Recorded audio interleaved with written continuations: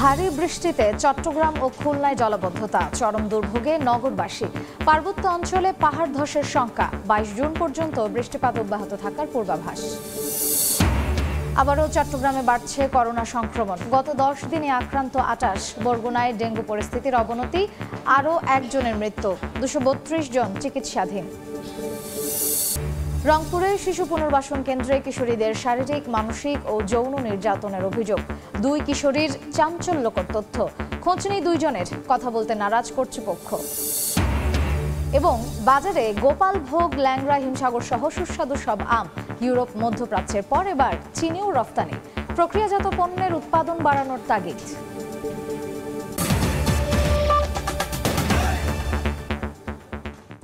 বাংলার সময়, সঙ্গে আছি আমি মার্জিয়া শ্রেয়া।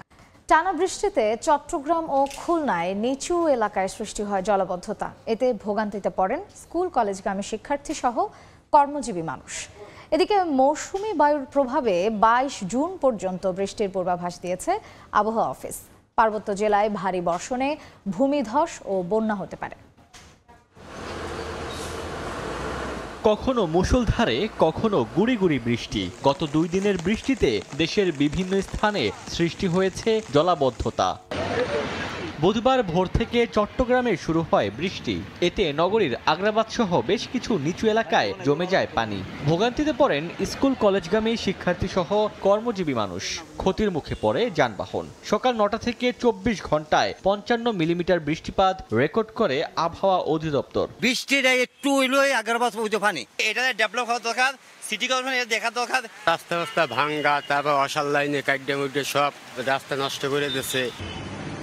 ভোর থেকে টানা বৃষ্টিতে ঘণ্টাখানেকের মধ্যে খুলনা শহরের পিটিআই মোড়, রয়্যাল মোড় সহ বেশ কিছু এলাকায় জমে যায় পানি। ড্রেনেজ ব্যবস্থা উন্নয়ন না হওয়ায় ক্ষুব্ধ নগরবাসী। এখানে একটু বৃষ্টি উঠলেই পানিতে তলিয়ে যায়। পানির মধ্যে গাড়ি চালাতে গেলে আমাদেরও কষ্ট হয়। উবড়ি জুবড়ি খাইয়ে ভর্তি হয়, দেখা গেল একটা অ্যাক্সিডেন্ট হয়ে যায়। সামান্য বৃষ্টিতেই বেনাপোল স্থলবন্দরে হাঁটু জল। এতে পণ্য খালাসে বেগ পেতে হয় আমদানিকারকদের। পানি যাওয়ার তো লাইন নেই, তাই এই কারণে পানিটা ভিতরে জমে দিয়েছে। পণ্য খালাস করতে খুব কষ্ট হচ্ছে, অনেক কাজ বন্ধ পড়ে আছে। এদিকে আবহাওয়া অফিস বলছে, মৌসুমি বায়ু সক্রিয় থাকায় সারা দেশে থেমে থেমে বৃষ্টি হচ্ছে। চট্টগ্রাম সহ পার্বত্য জেলায় ভারী বর্ষণে ভূমিধস ও বন্যার পূর্বাভাস দেওয়া হয়েছে। বৃষ্টিপাত ঢাকা সহ সারা বাংলাদেশে আরও ২ থেকে ৩ দিন অব্যাহত থাকবে। বৈরী আবহাওয়ায় পায়রা বন্দরে ৩ নম্বর সতর্ক সংকেত দিয়েছে আবহাওয়া অধিদপ্তর। ওমর ফারুক, সময় সংবাদ। আবারও চট্টগ্রামে বাড়ছে করোনা সংক্রমণ। গত ১০ দিনে আক্রান্ত হয়েছেন ২৮ জন। চলতি বছর মারা গেছেন ১ জন। ইতোমধ্যে জেনারেল হাসপাতালে শুরু হয়েছে করোনা পরীক্ষা। নেওয়া হয়েছে সব ধরনের প্রস্তুতি। কিটের সংকট নেই বলে জানিয়েছেন সিটি মেয়র। বিস্তারিত জানাচ্ছেন পার্থপ্রতিম বিশ্বাস। চট্টগ্রামে আবারও বাড়ছে করোনার সংক্রমণ। প্রতিদিনই আক্রান্ত হচ্ছে মানুষ। সিভিল সার্জন কার্যালয়ের তথ্য মতে চলতি বছরের গত সোমবার করোনায় প্রথম মৃত্যুর ঘটনা ঘটেছে চট্টগ্রামে। এছাড়া গত ১০ দিনে আক্রান্ত হয়েছেন ২৮ জন। এর মধ্যে ২২ জনই মহানগরের বাসিন্দা। এদিকে বিশেষায়িত চিকিৎসা কেন্দ্র জেনারেল হাসপাতালটিকে করোনা রোগীদের চিকিৎসার জন্য প্রস্তুত করা হয়েছে। চালু হয়েছে ২০ শয্যার আইসোলেশন কেন্দ্র। ইতিমধ্যে ফুসফুসের সংক্রমণ নিয়ে ৩ জন রোগী ভর্তি হয়েছেন। তাদের অবস্থা স্থিতিশীল বলে জানান চিকিৎসক। সিম্পটমের উপর ভিত্তি করে আমরা আমাদের ভর্তি করব, ওরা ইমার্জেন্সিতে দেখবে, তারপর আমাদের এখানে আইসোলেশন ওয়ার্ডে পাঠাবে। এদিকে করোনা মোকাবেলায় টিকা কার্যক্রম শুরু করেছে চট্টগ্রাম সিটি কর্পোরেশন। নগরকে ৭টি অঞ্চলে ভাগ করে প্রতিটিতে প্রাথমিকভাবে ৩০০ ডোজ করে ফাইজারের টিকা পাঠানো হয়েছে। করোনা টিকা ৬০ ঊর্ধ্বে যারা আছে তাদেরকে আমরা দিব, এবং যারা কোমরবিডিটি আছে, যাদেরকে কোনো ডিজিজ থাকবে তাদেরকে দিব। এছাড়া করোনা পরীক্ষার কিটের কোনো সংকট নেই বলে জানিয়েছেন সিটি মেয়র। ৩০০-র মতো কিট অ্যাভেলেবেল আছে, কাজে এটা অসুবিধা হবে না। আর আরটিপিসিআর এর ক্ষেত্রে তো আমরা বলেছি 4টা জায়গায় ডেডিকেটেড করা আছে। ইতিমধ্যে জেনারেল হাসপাতালে 3টি ভেন্টিলেটর সেট করা হয়েছে। সেই সঙ্গে 5টি আইসিইউ বেড নিয়ে প্রস্তুত কোভিড ইউনিট। পার্থপ্রতিম বিশ্বাস, সময় সংবাদ, চট্টগ্রাম। যশোরে করোনা আক্রান্ত হয়ে ১ রোগীর মৃত্যু হয়েছে। সকালে যশোর জেনারেল হাসপাতালের আইসিইউতে চিকিৎসাধীন অবস্থায় মারা যান তিনি। আইসিইউ বিভাগের ইনচার্জ ডাক্তার মোহাম্মদ রবিউল ইসলাম তুহিন বিষয়টি নিশ্চিত করেছেন। জানান, কিডনিজনিত সমস্যা নিয়ে গত ৫ জুন সার্জারি বিভাগে ভর্তি হন শেখ আমির নামে ১ রোগী। করোনা লক্ষণ প্রকাশ পাওয়ায় পরীক্ষা করা হলে পজিটিভ আসে। পরে তাকে আইসিইউতে স্থানান্তর করা হয়। বরগুনায় ক্রমশ অবনতি হচ্ছে ডেঙ্গু পরিস্থিতির, মারা গেছেন আরও একজন। এ নিয়ে জেলায় ডেঙ্গুতে মৃতের সংখ্যা দাঁড়িয়েছে 20 জনে। এদিকে ডেঙ্গু রোগীর চাপে তিল ধারণের ঠাঁই নেই বরগুনা জেনারেল হাসপাতালে। 250 শয্যার হাসপাতালটিতে শুধু ডেঙ্গু রোগী চিকিৎসাধীন 232 জন। ইতোমধ্যেই জেলায় 2000 অতিক্রম করেছে রোগীর সংখ্যা। গত 24 ঘন্টায় 64 জন নতুন করে ডেঙ্গুতে আক্রান্ত হয়েছেন আর মারা গেছেন একজন। এ নিয়ে জেলায় মোট আক্রান্তের সংখ্যা দাঁড়িয়েছে 2048 জনে।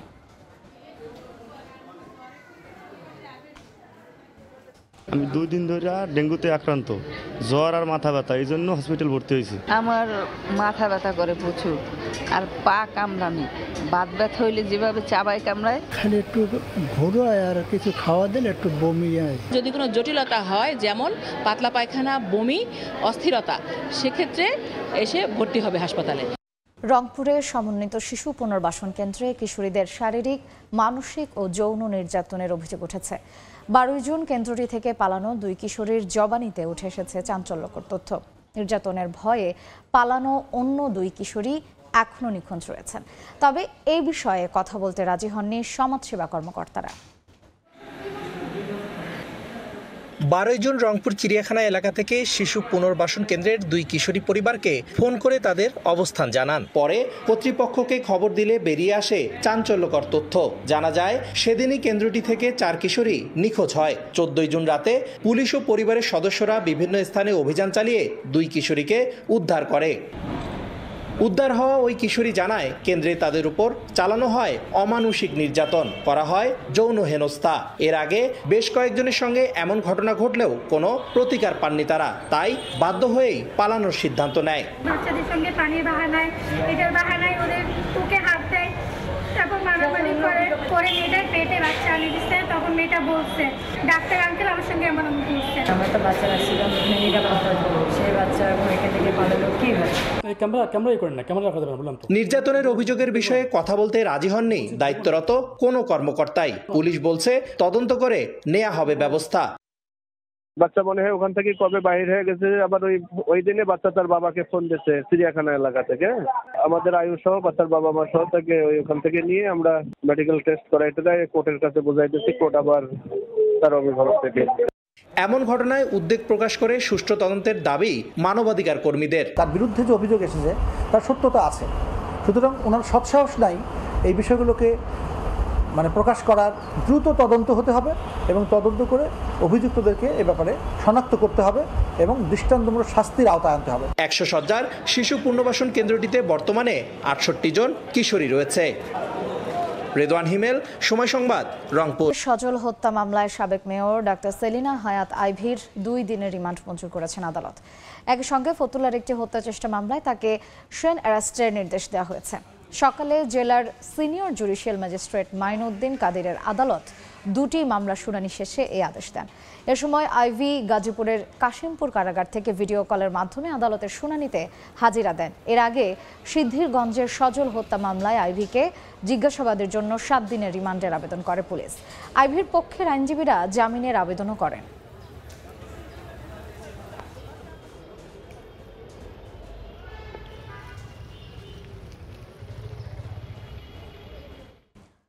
সাত মামলায় কক্সবাজারের সাবেক সংসদ সদস্য জাফর আলমের 18 দিনের রিমান্ড মঞ্জুর করেছেন আদালত। সকালে চকরিয়া সিনিয়র জুডিশিয়াল ম্যাজিস্ট্রেট আদালতের বিচারক আনোয়ারুল কবির পুলিশের করা আবেদনের প্রেক্ষিতে এই রিমান্ড মঞ্জুর করেন। বিষয়টি নিশ্চিত করেছেন সহকারী পাবলিক প্রসিকিউটর গোলাম সরওয়ার। এর আগে সকাল 9টায় আইন শৃঙ্খলা বাহিনীর কড়া নিরাপত্তায় আদালতে তোলা হয় জাফরকে।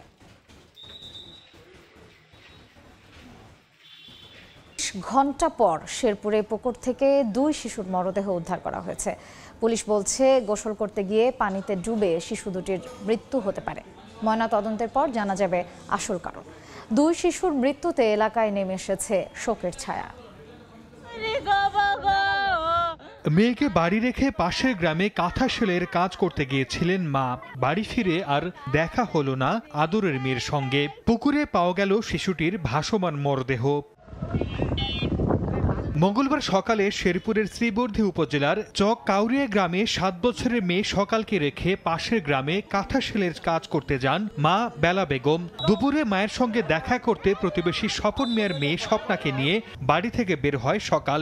এরপর থেকে নিখোঁজ হয় শিশু দুটি। বুধবার ভোরে বটতলা মৃধাবাড়ি এলাকায় একটি পুকুরে সকাল ও স্বপ্নার মরদেহ ভাসতে দেখা যায়। বড় মেয়েটার মাও কিন্তু কাজ করে গুচ্ছগ্রামে শিবের কাজ করে সুনকান্দা বটতলা চক্করে খুবই চাষ করে বেড়েছে, কিন্তু মাও পায় না।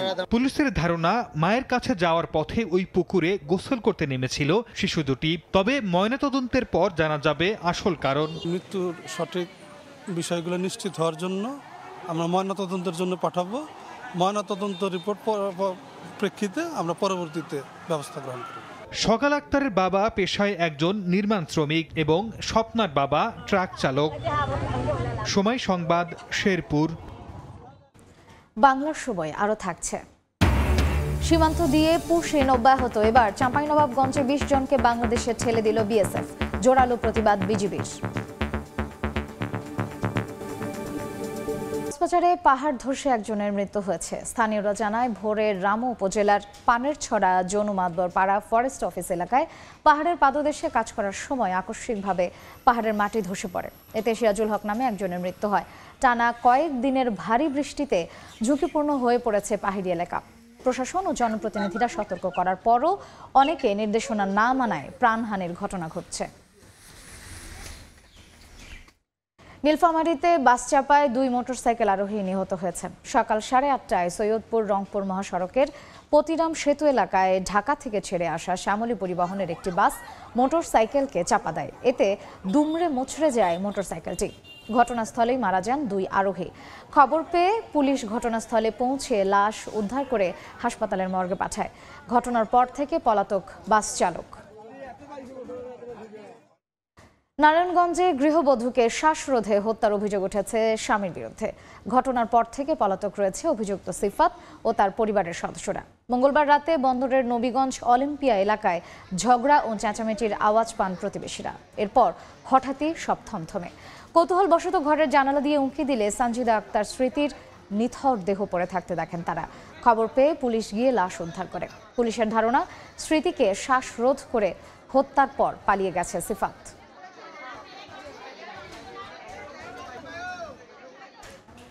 দুধ বিক্রি করতে যাওয়ার সময় মাদারীপুরের শিবচরে 2 ভাইকে পিটিয়ে আহত করেছে দুর্বৃত্তরা। স্বজনরা জানান সকালে দুধ বিক্রি করতে ভ্যান নিয়ে স্থানীয় সাদিপুর বাজারে যাচ্ছিল 2 ভাই চুন্নু ও থান্ডু খান। পথে একদল দুর্বৃত্ত ভ্যান আটকে তাদের ওপর হাতুড়ি, লোহার রড, পাইপ দিয়ে অতর্কিত হামলা চালায়। তাদের চিৎকারে স্থানীয়রা এগিয়ে গেলে পালিয়ে যায় হামলাকারীরা। পরে তাদের উদ্ধার করে হাসপাতালে ভর্তি করা হয়।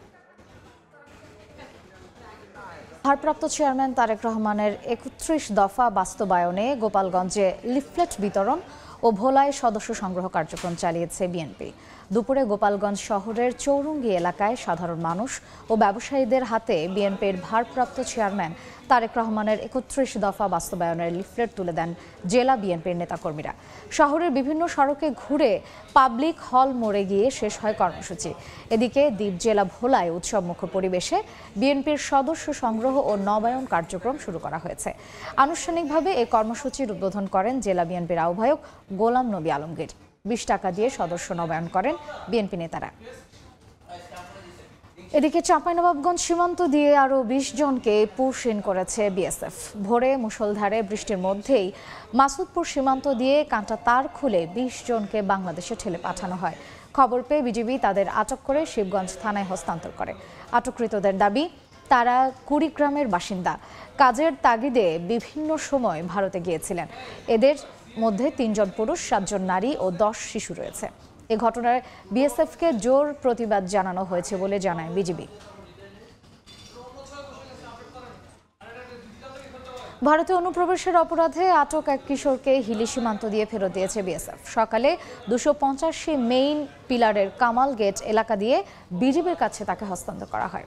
এর আগে এ সংক্রান্ত পতাকা বৈঠক অনুষ্ঠিত হয়। গত 15 জুন সিলেটের জাফলং সীমান্ত দিয়ে অবৈধভাবে ভারতে প্রবেশ করে ওই কিশোর। এরপর মঙ্গলবার বিকেলে হিলি সীমান্ত দিয়ে বাংলাদেশে ঢোকার চেষ্টা করলে তাকে আটক করে বিএসএফ। তার বাড়ি হবিগঞ্জ সদরের কালীগাছতলা এলাকায়।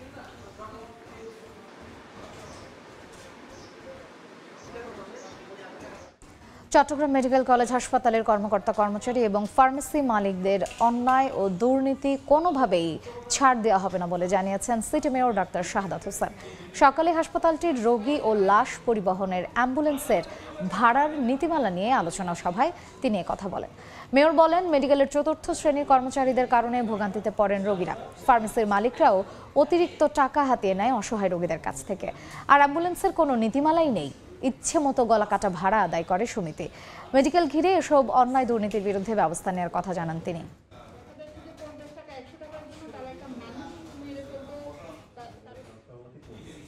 স্কুল পড়ুয়া মেয়েকে স্বেচ্ছাসেবক দলের নেতা জিতু ইসলামের সঙ্গে বিয়ে দিতে রাজি না হওয়ায় নির্মমভাবে খুন হন দরিদ্র রিকশা চালক শাকিল। এই হত্যাকাণ্ডে জড়িতদের দৃষ্টান্তমূলক শাস্তির দাবিতে বগুড়ায় মানববন্ধন করা হয়েছে। দুপুরে শহরের সাতমাথা এলাকায় এ মানববন্ধন করা হয়। এ সময় বক্তারা বলেন, জেলা স্বেচ্ছাসেবক দলের সহ সাধারণ সম্পাদক জিতু ইসলাম ও তার বাহিনী যেভাবে প্রকাশ্যে শাকিলকে হত্যা করেছে তা অত্যন্ত বর্বর ও অমানবিক। শাকিলের পরিবার এখন অভিভাবকহীন। বক্তারা খুনি জিতু ও তার সহযোগীদের সর্বোচ্চ শাস্তি এবং অন্য আসামিদের দ্রুত গ্রেফতারের দাবি জানান।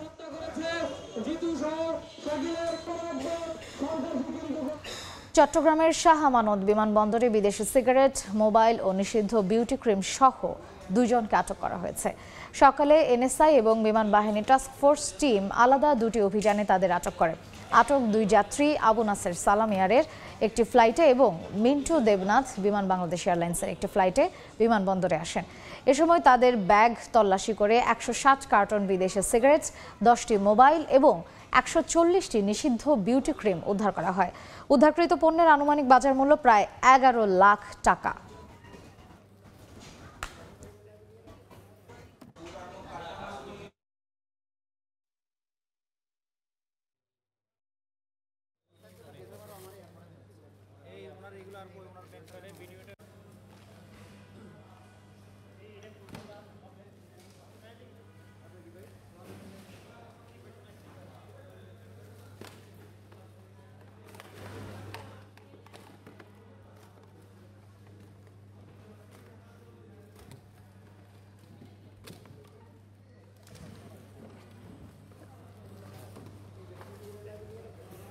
সময় নারায়ণগঞ্জে 1000 অবৈধ গ্যাস সংযোগ বিচ্ছিন্ন করেছে তিতাস গ্যাস কর্তৃপক্ষ। দুপুরে ফতুল্লার তালতলা ও লামাপাড়া এলাকায় 2টি স্থানে এই অভিযান পরিচালনা করেন জ্বালানি ও খনিজ সম্পদ বিভাগের নির্বাহী ম্যাজিস্ট্রেট মনিজা খাতুন।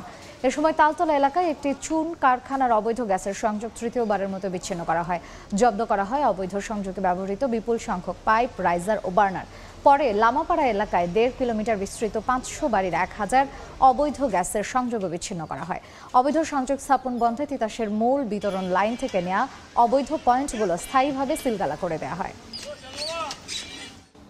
রাজশাহী বিভাগের 150-র বেশি উন্নয়ন প্রকল্পের কাজ চলমান থাকলেও চলছে ধীর গতিতে। অভিযোগ উঠেছে, ঠিকাদারদের গাফিলতির কারণে মেয়াদ বাড়ানোর পরও শেষ হচ্ছে না কাজ। এতে ভোগান্তি বেড়েছে মানুষের। সংশ্লিষ্টরা বলছে, নির্ধারিত সময়ে কাজ শেষ করতে ঠিকাদারদের বারবার তাগিদ দেওয়া হচ্ছে। সাইফুর রহমান রকির রিপোর্ট। গত বছরের জুলাই পর্যন্ত রাজশাহী জেলায় 40টির বেশি উন্নয়ন প্রকল্পের কাজ চলমান ছিল। এর মধ্যে সড়ক প্রশস্তকরণ, ব্রিজ, কালভার্টের পাশাপাশি নগরীতে 4টি ফ্লাইওভার নির্মাণের কাজ চলছিল দ্রুতগতিতে। গত বছরের 5 আগস্ট রাজনৈতিক প্রেক্ষাপট পরিবর্তন হলে অনেক ঠিকাদার কাজ ফেলে পালিয়ে যান। এরপর কয়েক মাস বন্ধ থাকার পর আবারও প্রকল্পগুলোর কাজ শুরু হলেও ধীরগতির কারণে চরম দুর্ভোগে পড়েছেন বাসিন্দারা। যানবাহন চালকরা জানান, সামান্য বৃষ্টিতে কাদা সৃষ্টি হওয়ায় চলাচলের অনুপযোগী হয়ে পড়ছে অনেক রাস্তা। একই অবস্থা নওগাঁ, বগুড়া, নাটোর, পাবনা ও সিরাজগঞ্জের শতাধিক উন্নয়ন প্রকল্পের কাজের। ঠিকাদার পালিয়ে যাওয়ায় অনেক প্রকল্পের কাজ এখনো শুরুই হয়নি। যেগুলো নতুন করে শুরু হয়েছে তারও ধীরগতি। 20 কোটি টাকার বাজেট আর কাজ মনে করেন যে আপনার 3 বছর প্লাস হয়ে যাচ্ছে, এখনো পর্যন্ত কমপ্লিট করতে পারা নাই। আশা করি যে এই কাজটা দ্রুত কাজ করে দেখ, জনগণের শান্তি হোক, জনগণ যাতে চলাফেরা ঠিক মতো করতে পারে। একটু তো বৃষ্টি হলে এখানে দেখা যাচ্ছে যে সব জায়গায় গাথা আছে, এই গাথাগুলোতে পানি জমে থাকতেছে। কিছুক্ষণ আগে আমি গাড়ির কাজ করে নিয়ে আসলাম।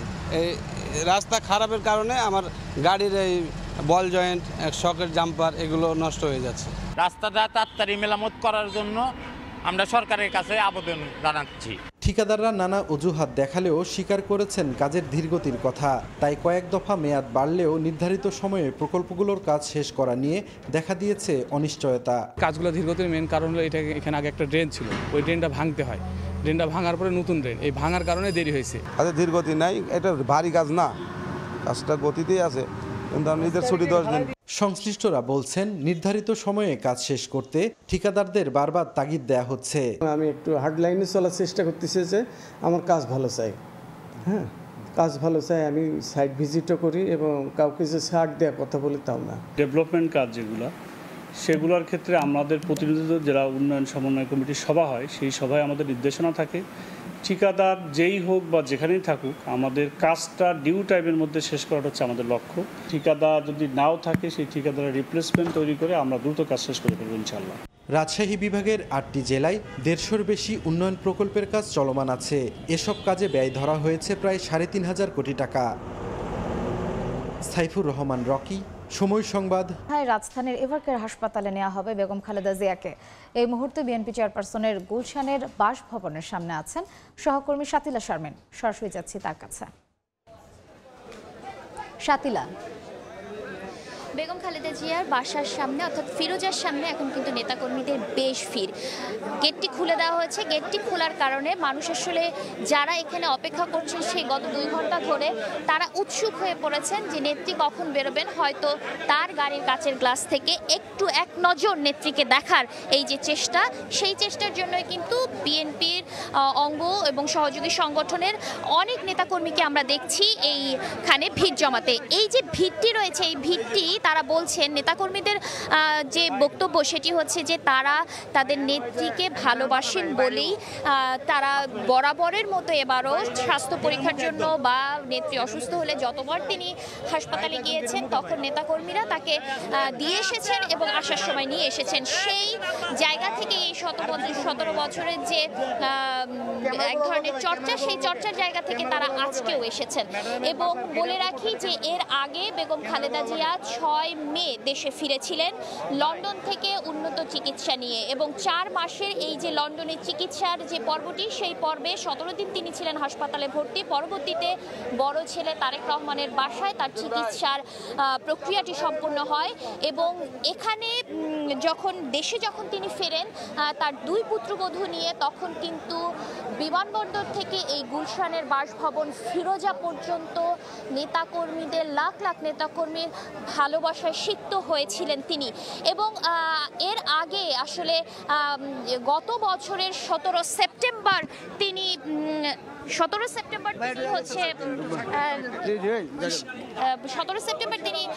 সর্বশেষ এভারকেয়ার হাসপাতালে গিয়েছিলেন এবং এভারকেয়ার হাসপাতালে তিনি অসুস্থ হয়ে গিয়েছিলেন। সরাসরি ছিলাম বিএনপি চেয়ারপারসনের গুলশানের বাসভবনের সামনে। বাংলার সময়ের শিশু সংবাদগুলো জানিয়ে দিচ্ছি আরেকবার। ভারী বৃষ্টিতে চট্টগ্রাম ও খুলনায় জলবদ্ধতা, চরম দুর্ভোগে নগরবাসী। পার্বত্য অঞ্চলে পাহাড় ধসের শঙ্কা। 22 জুন পর্যন্ত বৃষ্টিপাত অব্যাহত থাকার পূর্বাভাস। আবারও চট্টগ্রামে বাড়ছে করোনা সংক্রমণ। গত 10 দিনে আক্রান্ত 28। বরগুনায় ডেঙ্গু পরিস্থিতির অবনতি, আরও একজনের মৃত্যু। 232 জন চিকিৎসাধীন। এবং চুরির বিচার করায় নির্মম প্রতিশোধ, সালিশকারীর সন্তানকে বিষ খাইয়ে ছোড়া হলো অ্যাসিড।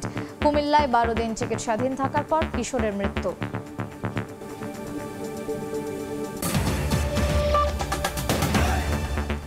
এই ছিল বাংলার সময়ের, সঙ্গেই থাকুন সময়ের।